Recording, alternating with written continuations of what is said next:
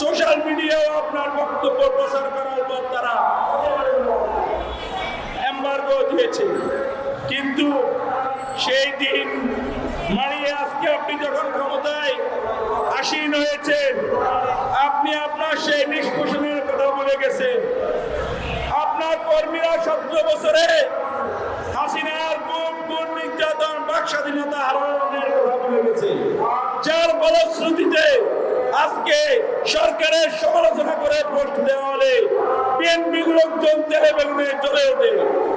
আমরা অবাক হই যে বাক স্বাধীনতার জন্য যারা মির্জা ফখরুল ইসলাম আন্দোলন করেছেন, সংগ্রাম করেছেন, এই প্রেস ক্লাবে অনেক প্রোগ্রামে তিনি চোখের পানি ফেলেছেন, কিন্তু ক্ষমতা আহরণ করার 1 মাসের মাথায় 1-1.5 মাসের মাথায় আপনারা সেই হাসিনার ফ্যাসিবাদী কায়দায় নাগরিকদেরকে হয়রানি করা শুরু করেছেন।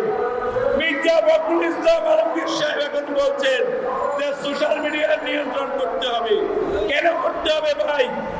আপনি আপনার কাজ করতে থাকেন, আপনি বুদ্ধিজীবী করলে নাগরিকরা আপনাকে ধরবে, আপনার সমালোচনা করবে, এটাই তো গণতান্ত্রিক নীতি।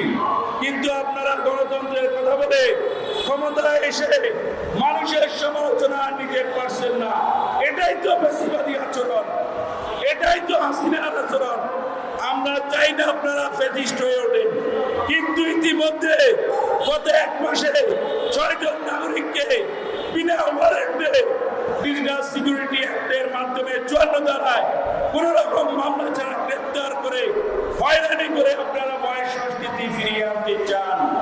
এটা তো হবে না বাংলাদেশে।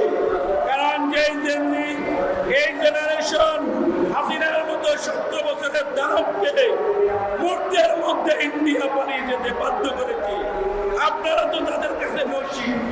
আমরা আজকের এই প্রোগ্রাম থেকে সরকারকে আহ্বান জানাবো, সরকারের যারা মিনিস্টার আছেন, প্রধানমন্ত্রীর আশেপাশে যারা আছেন, অনেকে এই দেশের বাইরে ছিলেন, আপনারা সে সকল দেশে গণতান্ত্রিক যে ধারাবাহিকতা, নাগরিকদের যে বাক স্বাধীনতা, সেটা প্র্যাকটিস করেছেন।